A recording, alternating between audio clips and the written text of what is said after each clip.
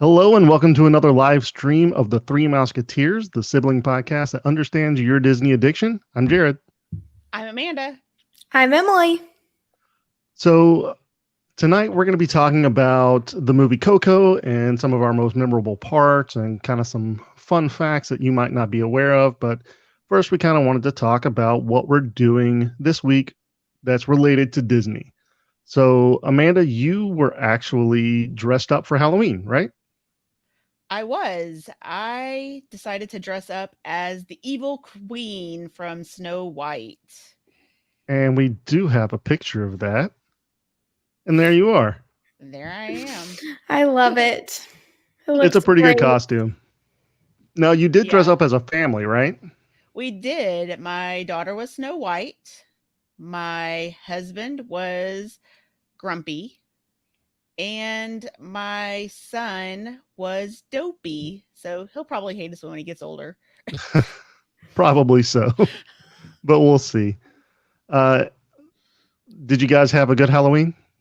We did. We had a lot of fun. And the kids loved trick-or-treating, obviously. But it was really fun seeing my son because he's only like 20 months old. So it was his first time really trick-or-treating. And he absolutely loved it. He was running to the door every chance he got. Very cool. Yeah, I really didn't do a whole lot of trick-or-treating. I did go with my daughter. She was a stick figure. So she had the glow in the dark or the glow sticks on top of like a black outfit. So that was pretty fun. That's not Disney though. I'm disappointed. No, that is not Disney, but it's okay. Emily, you didn't do anything for Halloween, did you? I watched movies and cooked dinner. That's what our Halloween tradition is, really just watching Halloween movies. So, but I did watch Halloween Town. So that's what I did that was Disney related this week, was watched Halloween Town. Oh, there you go. Yeah, I caught up on all those Disney movies last week, like catching up to Halloween, just because there are so many good ones. I had to check them all out. That is true. So, Emily, that's the only thing Disney you did was watch Halloween Town? Pretty much, honestly. It's been a busy week, but I watched Halloween Town. Hey, I think you need to mention the pumpkin that you decorated. Oh, I wish that I had brought it in here. Darn it. So we had a pumpkin decorating contest at work. I did not win, but I decorated my pumpkin as Woody, and he had a little sheriff's badge and everything, and I thought he was really cute. But I did too. I thought it was super cute. I was gypped because when the judge lifted up my pumpkin, he said that he was expecting to see Andy written on the bottom, and all he found was an orange pumpkin butt. Oh, see, if you would have put Andy on it, you would have won. I didn't even paint the bottom. I wasn't expecting anyone to lift it up. Well, you got to think about those details. Yes. Apparently so. I mean, it's a Woody pumpkin. Of course, it's going to have Andy on the bottom. Right. That's true, but I wasn't thinking of that at the time. Wow. So I do want to mention, Amanda, you got us all little shoulder buddies. I did. I wish Emily's you had not wearing hers.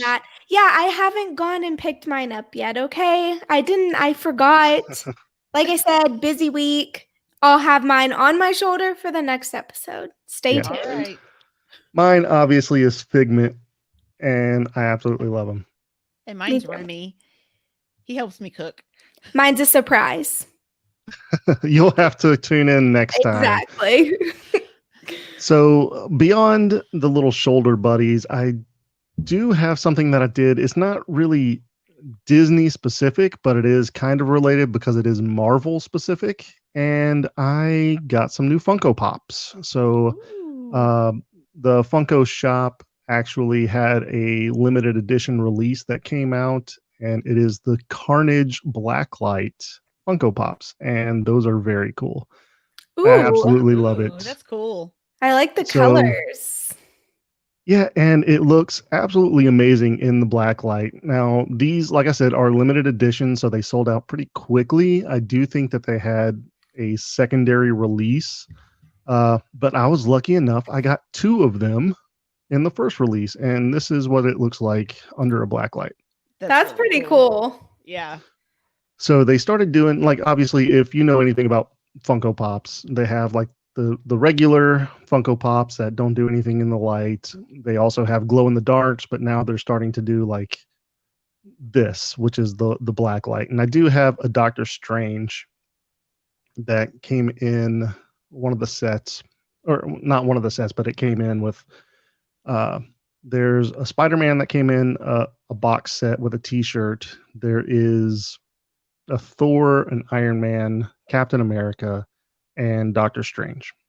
So I have the Doctor Strange. I don't have the others, but I really do want to get those and get the complete set of the Marvel Blacklight. So those are really cool. I like them a lot. Yeah, They me are too. cool.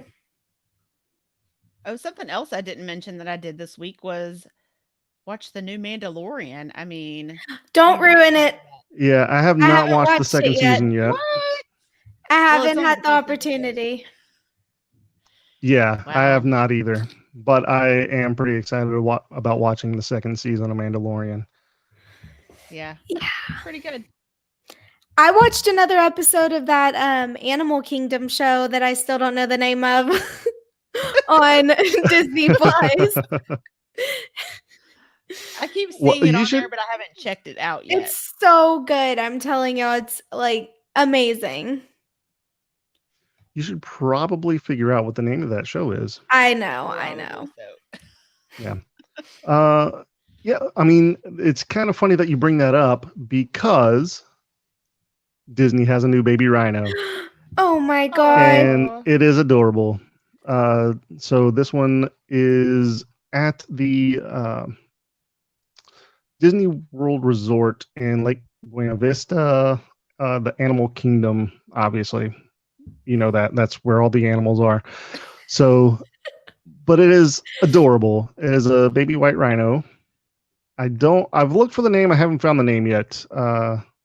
If you know the name, leave us a comment. But yeah, it's very cute. Yeah, Oh they've my had a lot of gosh. new babies at Animal Kingdom lately, it seems like. Yeah, and I'm telling y'all, if y'all watch that show, that's like a big feature on the show is the breeding process and then them having babies and they like educate you on why they're breeding the animals and the repopulation, conservation, like all of that. It's Animal Kingdom does a lot of good stuff for animals and conservation. They should just name the show Twitter Pated then. I don't think that's all it's about. Well, apparently it is. It's But good. anyway, yeah, that's pretty much what we have Disney related this week. And the news that we have, I think the calf was born on October 30th. Yeah, that's what I saw. Yeah. So fresh and new, right before Halloween. Yeah. I saw another picture of it where they said it likes to get up early and keeps charging at its mom and it always needs a nap right after that. And they showed it sleeping next to its mom and the mom looked relieved that the baby was sleeping. Yeah, as all moms would be. Exactly. It was just really cute. So I guess let's go ahead and get into our main topic, which is Coco. We changed our background just for this show.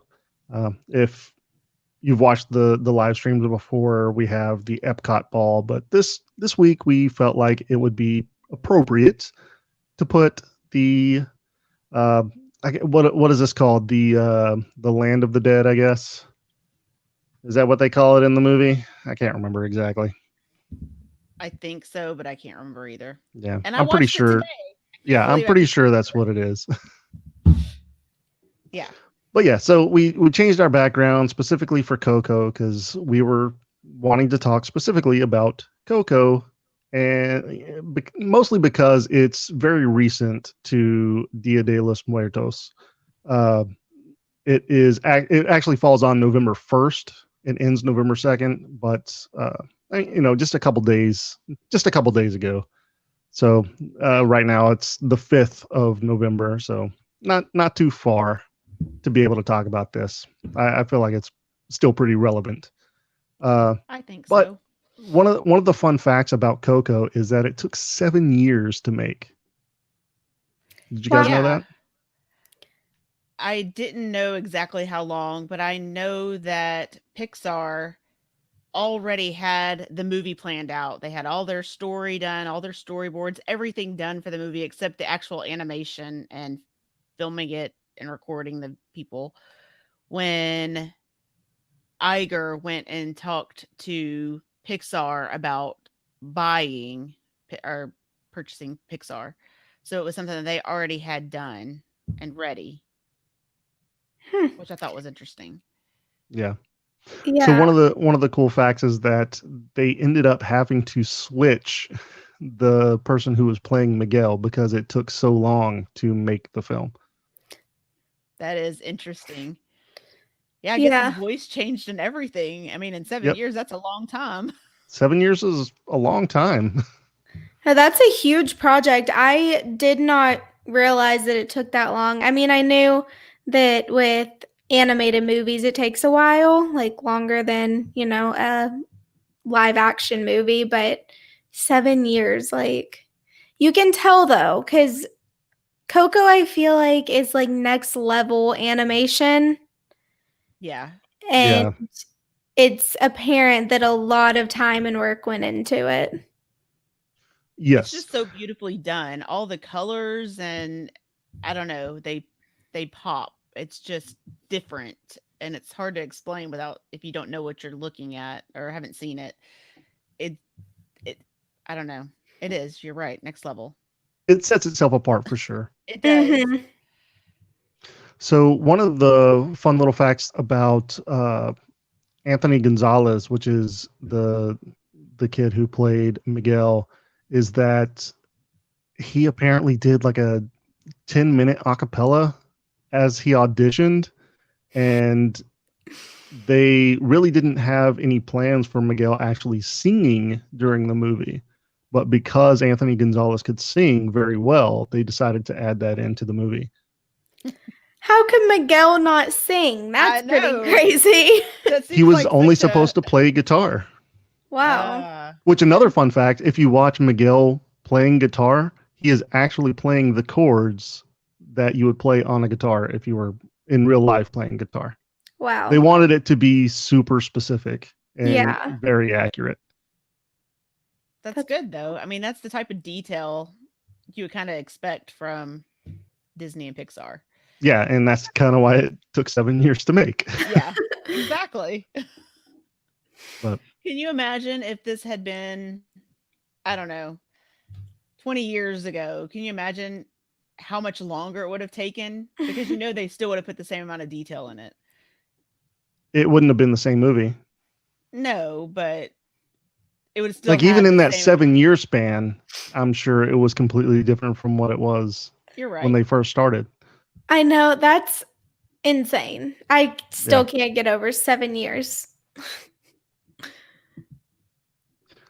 So another fun little fact, this is not called Coco in Brazil. Do you guys know why?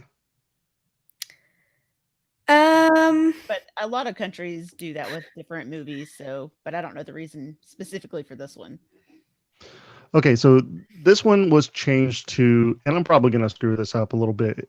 Viva a vida e uma festa, and that means hooray, life is a party. Okay. And why did they change So it? they changed it because in Brazil, Coco basically means poop. Ah, well, that would be a good reason to change it. That would be a fantastic reason to change the title of the movie. So then, what is the great grandmother's name in the movie then? I don't know. Because her name is Coco. Her name was That's Coco. why the movie is Coco. Yes. So I'm very curious what they called her. I don't know. We could probably find out, They probably could. but I'm not going to find out right this minute. I'm gonna have to go look that up later because that's very interesting.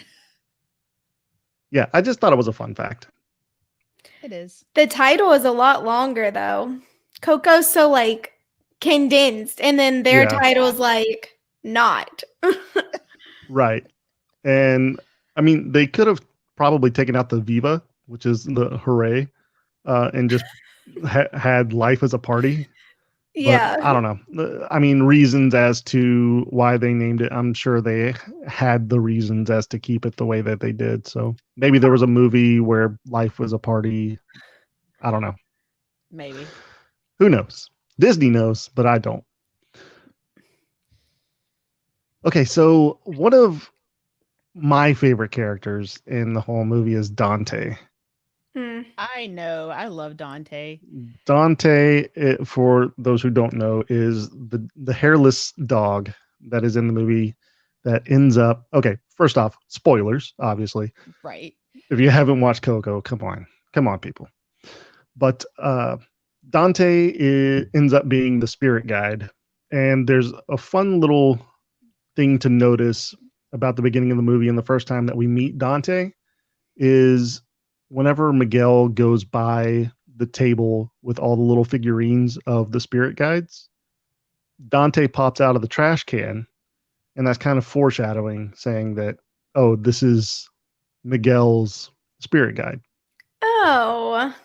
Well, see, after rewatching it today, I didn't realize how many times they mentioned that Dante was a spirit guide, like the different ghosts, family members, whatever. Whenever they would walk by, they would get, "Oh, a spirit guide! Oh, a spirit guide!" And he's like, "No, no, he's just a No, dog. He's yeah, just a dog." And I didn't realize it until rewatching it today how many times they said that and how I never caught on the first time I yeah. It watched was it. it was literally spelt out to you as you're watching the Exactly. movie, and you don't catch on until The that end. last Yeah. moment where Dante actually turns into the very vibrant colored spirit guide. Well, Yeah. until he saves them. I mean, Right. that's when you really realize it. Is when he saves Miguel and now I just went blank. Yeah. I mean, it's His if you really look grandfather. at it, it's so obvious I because know. there's another part, and Amanda, let me know if you saw this or noticed this at all. But whenever Hector and Miguel are together, Dante is like very happy. But whenever Miguel is making a very bad decision, then Dante is very anxious. Did you notice that? I did not catch on to that, but it would make sense. Yeah, I'm gonna have to pay more attention to that next time. I know. Yeah, Now I got to go rewatch it and cry again. Come on, Jared. you're welcome. Yeah, I did want to ask this, and I forgot to ask this question at the opening. 50-50. What do you think that somebody's going to cry during this episode? During During our during live this stream? Yeah. episode, our live stream. Yes, our live stream, just talking about the movie Coco. I would say I'm probably not gonna cry during our live stream. I mean, I I don't would know. probably not cry. I may tear up, but I'm not going to cry. Not like I did when I watched the movie today. I'm not Yeah. crying.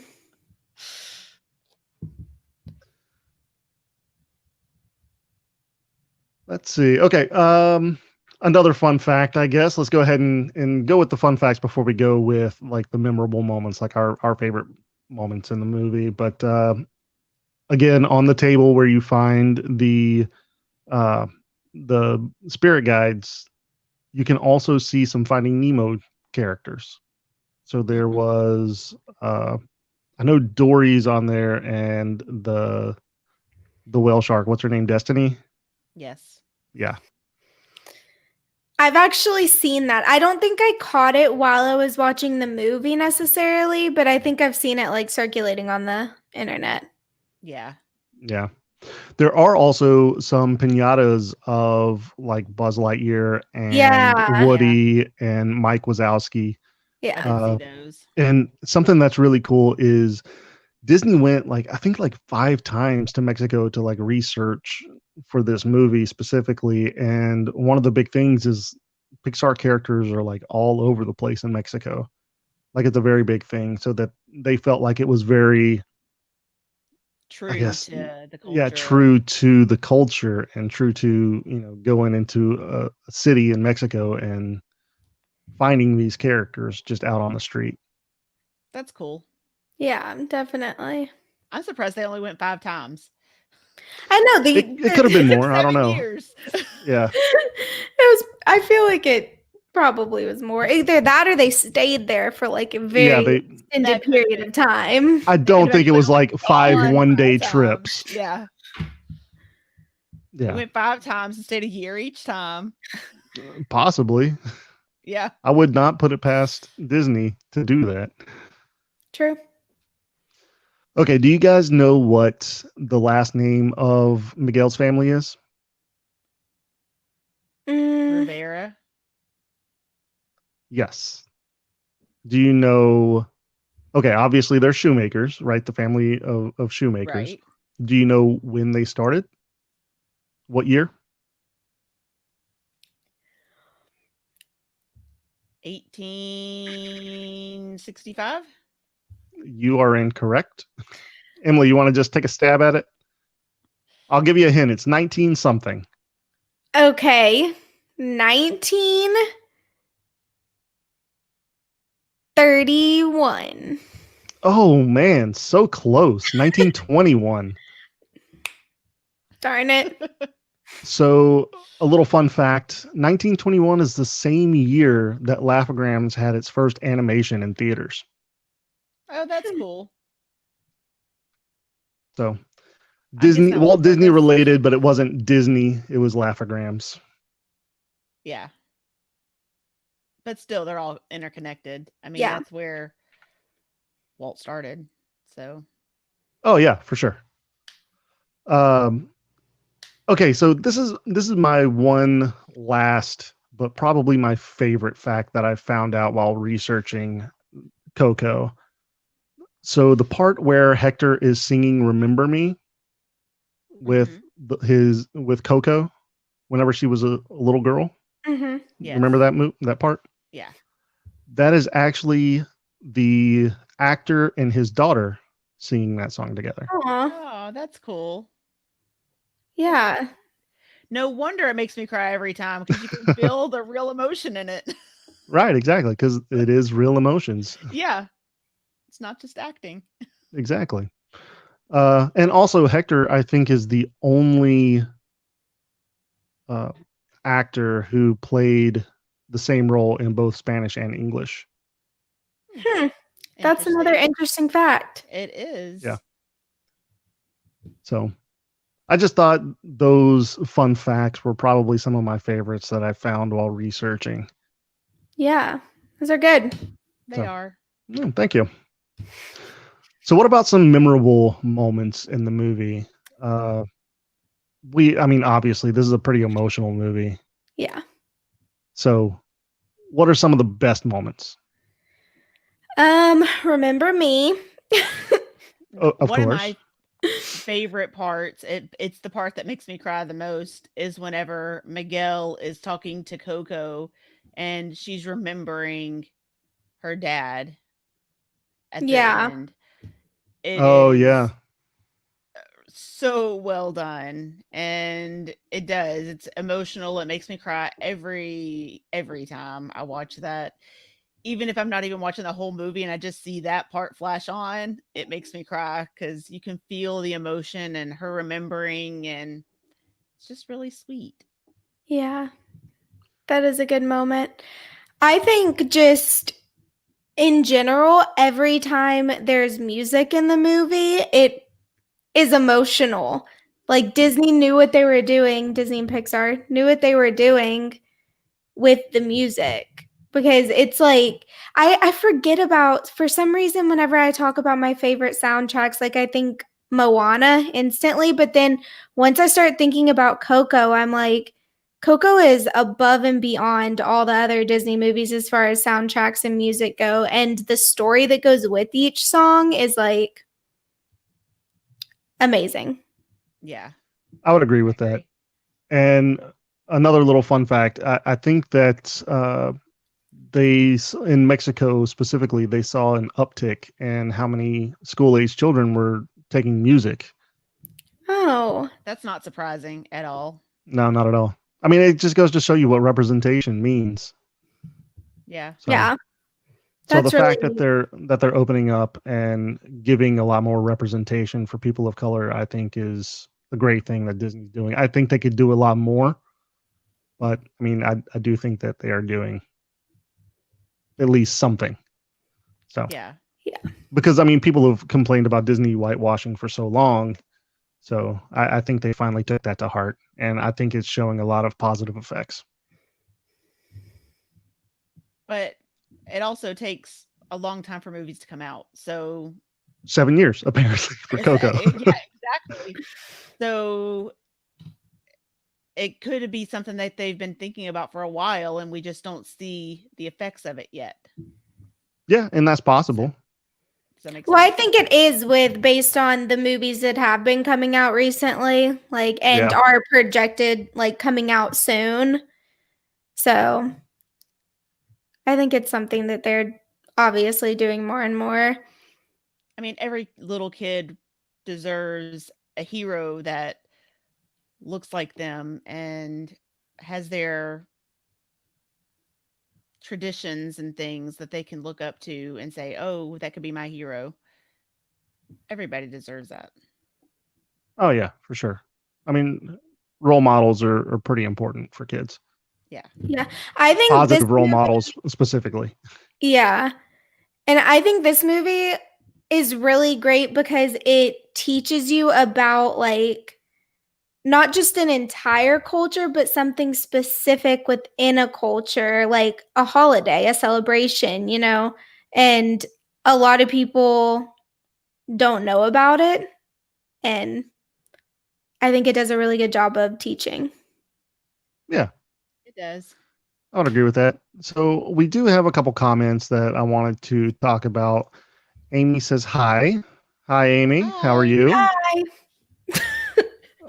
But Amanda, your husband Chris actually did a little bit of research for us on the fly. In the Brazilian release, Coco was called Inez. Nice. Awesome. Thank you for the research. Yeah, thanks for the Oh, research. that's what Coco was called. Coco was Yes. called Inez. Yes.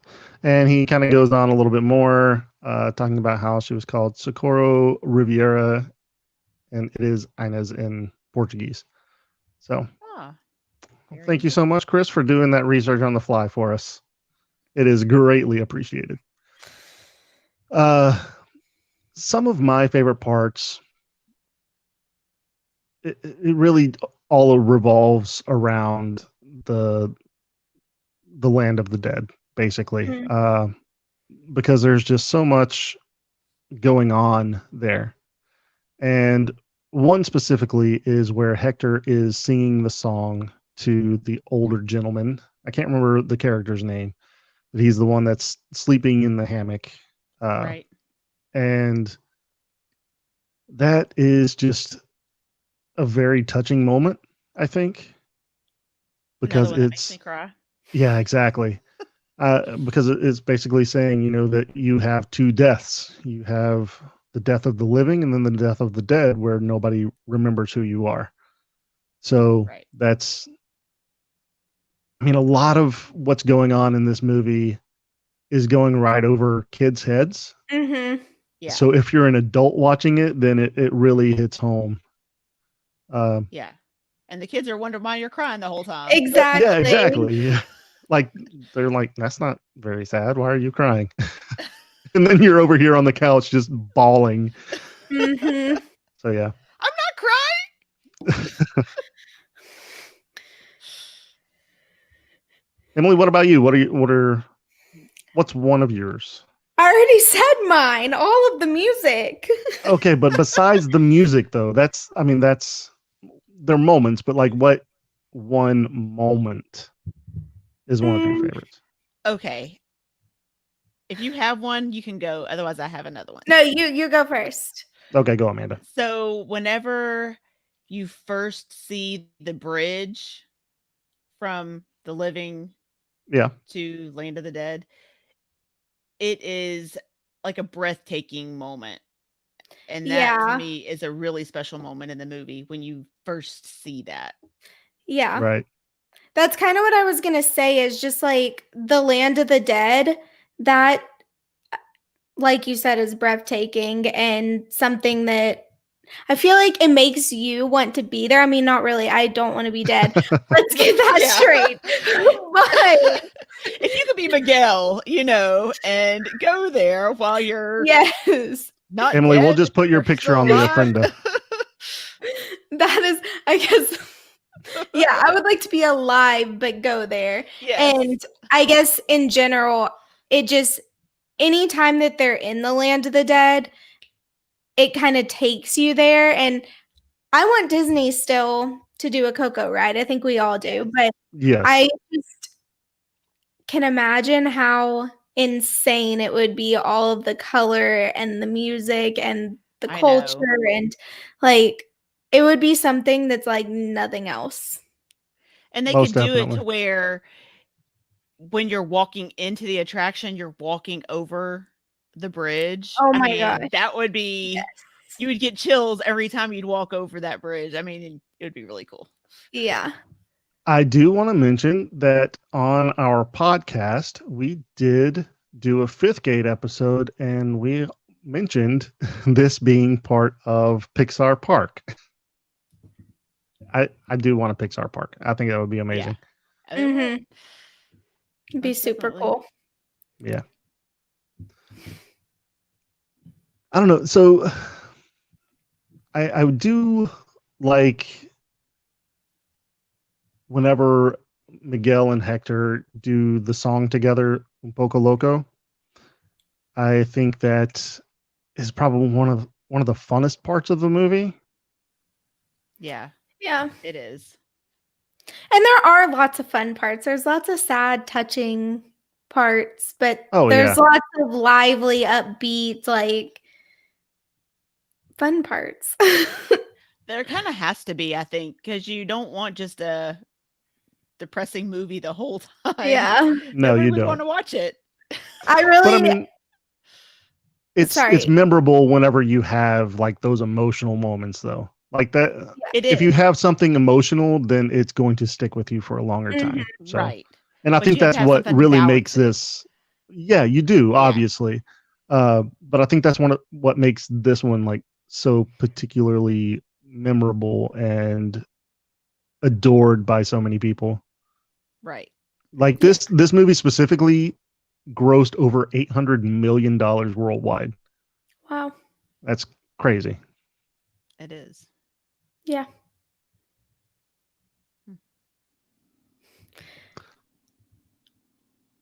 Go ahead. I was just going to say, I know that like I went and saw this movie in theaters, and I really remember like some movies, you know how you're like, whenever it's years and years later, you don't remember the first time you really watched a movie. But I specifically remember going to theaters and watching this movie because they turned the lights on the second that it was over, and I was bawling my eyes out. Mm-hmm. And people were staring at me like, this chick is crazy. What's wrong with her? She's a grown woman. And oh yeah.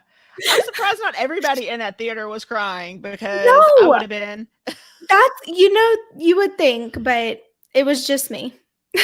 Yeah. No, see, I'm totally glad I did not go to the movie theater to watch this, because I would have been a mess. If I could go back. I did go to the theater. It was a bad decision. If I could go back and do it again and just wait till it came out, I would, because I cried the whole time. I even happy cried. Exactly. Okay, here's what we should do. We should, as a family, go and rent a theater by ourselves and just watch this movie, because it is amazing on big screen. Y'all just come over to my house, No, I would rather watch it in a theater, because yes, you guys know how I feel about watching movies in theaters. There is no other experience like it. Yeah, and I mean, that's true with the music and the color, and it made you feel like you were even more a part of that world. So I guess I don't regret watching it in theaters. You just regret having people see you cry. That's what you regret. Exactly. When they put this movie out, was it available in 3D? I don't know. I really don't know. I don't ever watch 3D movies. They kind of make me sick. Either. But can you imagine watching this movie in like that IMAX 3D? I mean, you would feel so much a part of it then. I just think that would be a really cool experience. I would I mean, feel it's so possible. nauseous. This movie was released in 2017. I think it was a little bit after like the big push on 3D movies, but it's possible that it did have a 3D release as well. Yeah, maybe. I just think it'd be cool. So Amanda, your husband said he knows that "Remember Me" is your son's favorite thing for him to sing to him. It is. Anytime my son is upset or crying, my husband will tell our Alexa overlord to play this song, and he'll hold my son and he'll quiet right down, and he just listens to it and he'll put his head down. It's really cute. Calms Really, him right down. Yep. that is adorable. So another thing that Chris said, he said marigolds are big in Dia de los Muertos because it guides the spirits home to the altars with the vibrant color and scent. So there is a part where Miguel's family basically tells him that he can't play music, right? And then he runs away from the house. If you notice in the street, the marigolds are laid down to bring the dead to the home, but Right. instead, in reverse, Miguel is following it to the graveyard. Yeah. That's true. So that's a fun I little didn't fact of the connect movie as well. There's so much attention to detail and just like little things that are significant, but you don't realize it in the moment. Right. Yeah. Well, something else that I've learned recently was for Day of the Dead, um, the living make very scented meals and put them Oh yeah. out. And the spirits come and they eat basically the scents, the essence of the meal. Right. And whenever the smell goes away, you know they've been there. And I noticed when I watched the movie today that in the graveyard they have a meal set out and you see the spirits taking the food. And I was like, oh, they're representing that whenever they're taking ghost bread or whatever. They're representing that aspect. Yeah. They had was really so cool. many cultural consultants for this movie Oh, I bet. that they wanted to get this right. I think it had a few hiccups before the movie like really gained steam, and then they brought in a lot of cultural consultants and really made this movie the right way, the way that it would need to be made and had been made, I think. So is that why it took so long to make the movie then? Did they have I to mean, it's change a lot? possible. It's possible. Yeah, I mean, like I said, they did go through a couple changes, obviously changing one actor who played Miguel to the next and changing the Miguel character altogether to be able to sing and represent Yeah. that as well. So, yeah, I mean, it probably goes into making sure that they had all the cultural things correct in the movie as well. So, I think that's probably why they brought in so many consultants. Well, I think that's a smart move, Mhm. Oh, most definitely. especially with something that's so specific to a certain culture. You want to make sure you're getting it right. Yes. Because it's not just like some throwaway thing. This is something that's very big in a culture. Right. Yeah. So. Right. One thing that I really love is if you look at the Land of the Dead, like at the top, it's very colorful and vibrant, but then you start looking down at the bottom and it's more like ancient structures. And it's like saying, you know, we started here as a society and we built up on top of that. Yeah, I didn't really notice that, but you're right. I mean, if you look at it, like on the bottom layer, you see like more like Aztec style pyramids and stuff as the base. And then you go up and it's more colorful, more vibrant, and you see more life. Yeah. Well, I mean, quote unquote life, Yeah. right? So Interesting. Wow, there's like I just keep saying there's so much detail. Yeah. there really is. And again, it's this movie is beloved by a lot of people.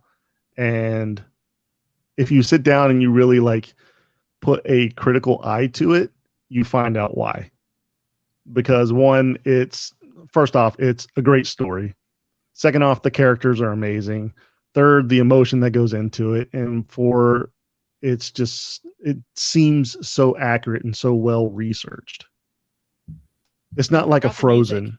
Yeah, it's not like a Frozen where you're completely building a whole new fantasy realm, right? You're taking a culture that has been a part of society for a long time, and you're trying to make a movie about it and this celebration that they do.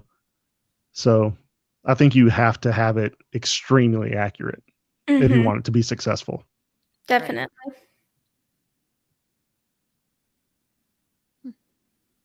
Any other parts that you guys think are memorable? I mean, the whole thing is memorable. Yeah. Oh yeah, obviously. But like anything that really stands out to you specifically. When Dante turns colorful. Yeah.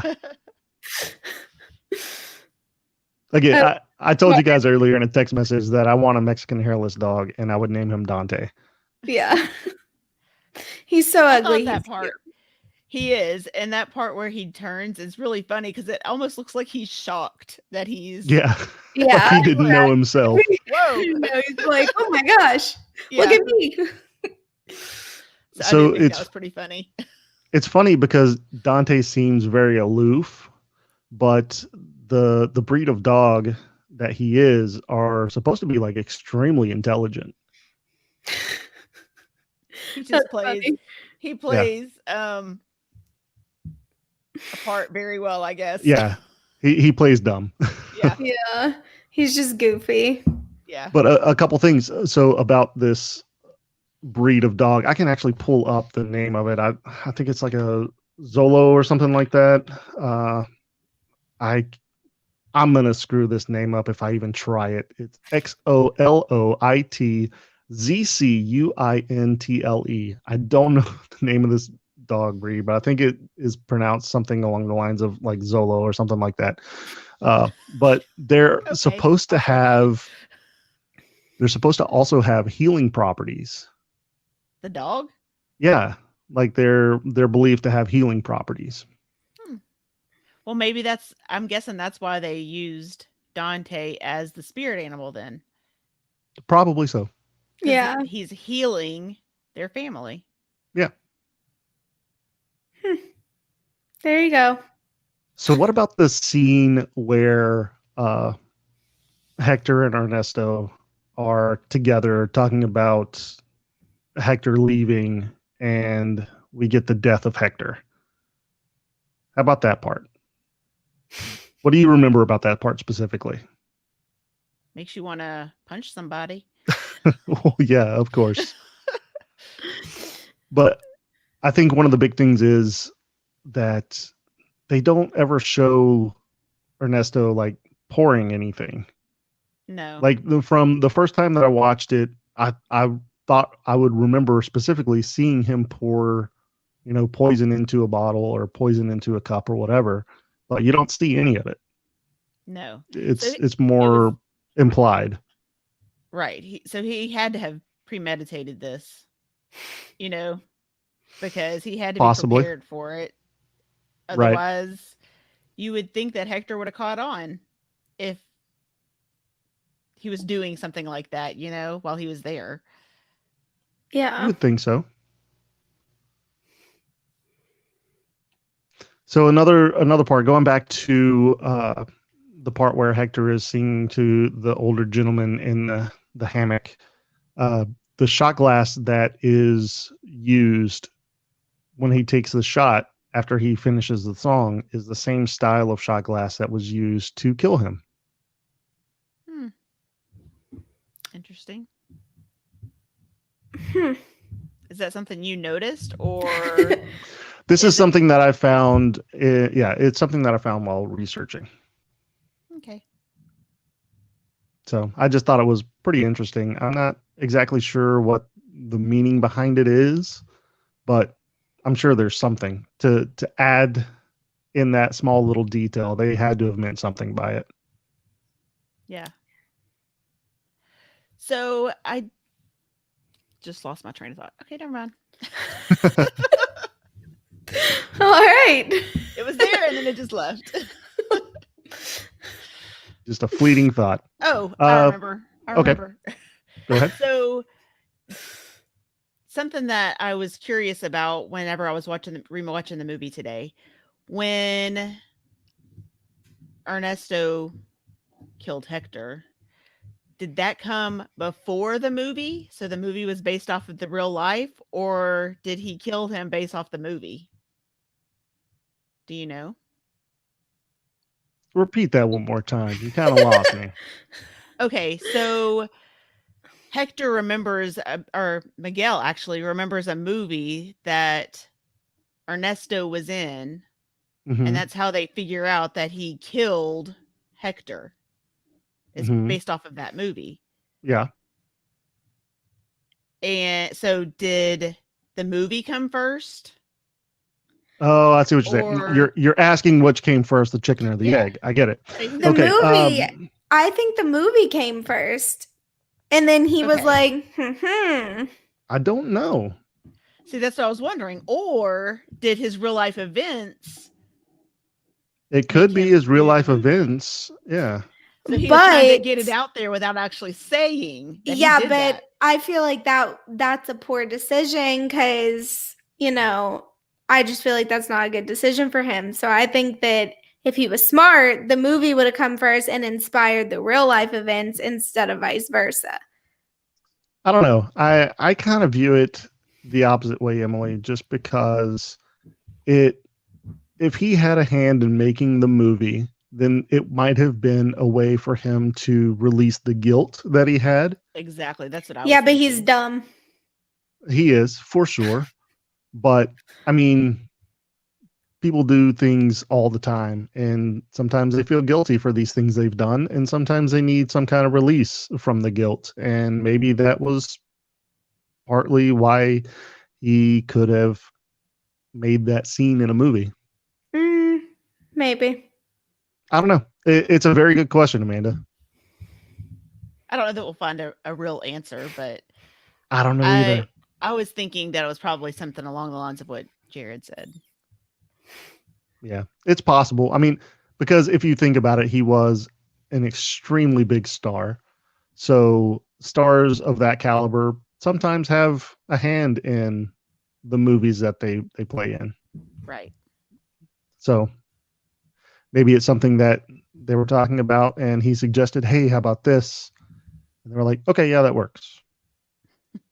Who knows? Or Emily Maybe could be not. correct, and he could Yeah. have just got that idea from the movie that he played in. Who knows?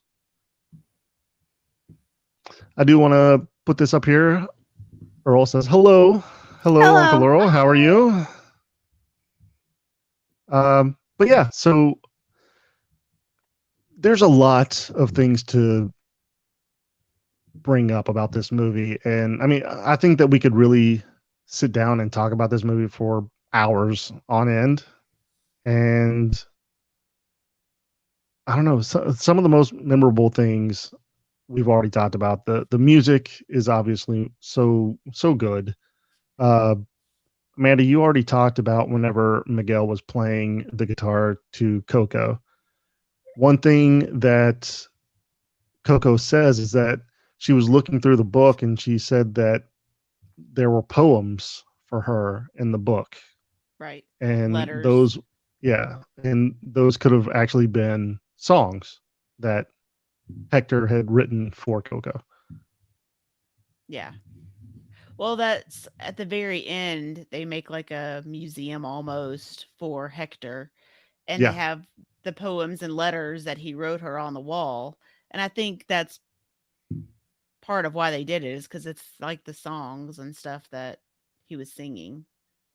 his music. Yeah.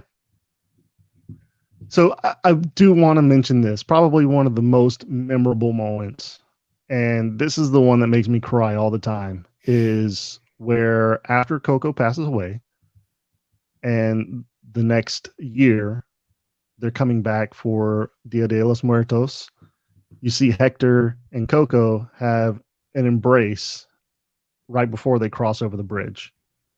And that is such a touching moment that It they're is. finally reunited together. Mm-hmm.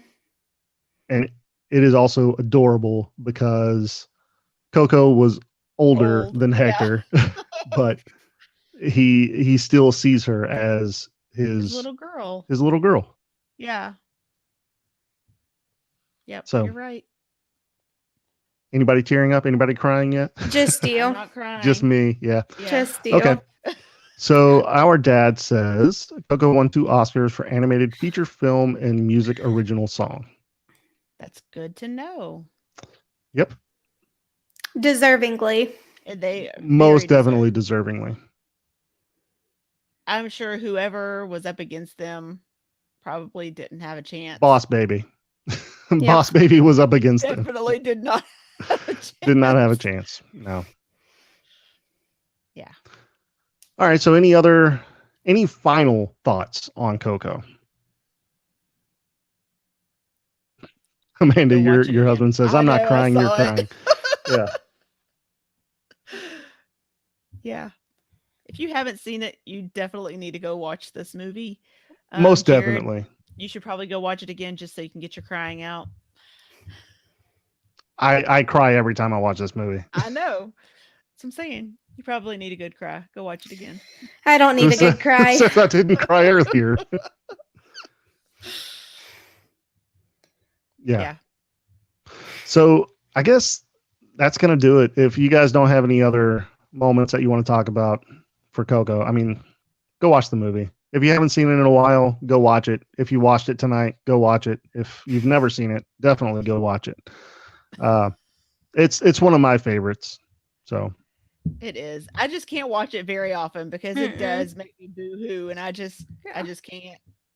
yeah, It's too emotional. I would say it's more of an adult film.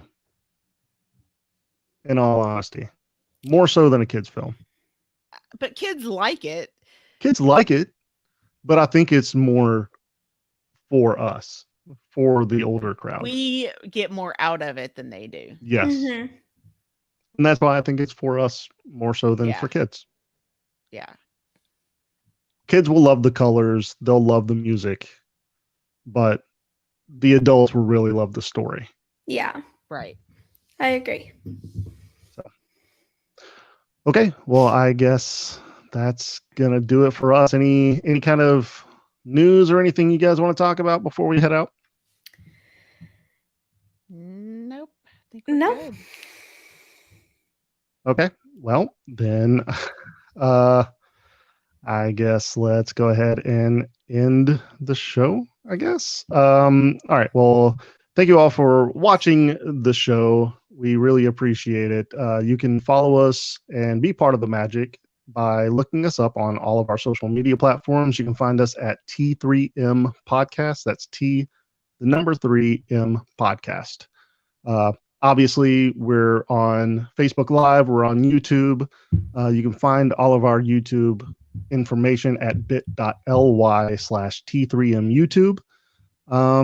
Yeah, so I guess that's going to do it for this week. Join us on Thursday for the podcast. We're going to be releasing a new episode. Yep. Have a zippity-doo-dah day. See you real soon.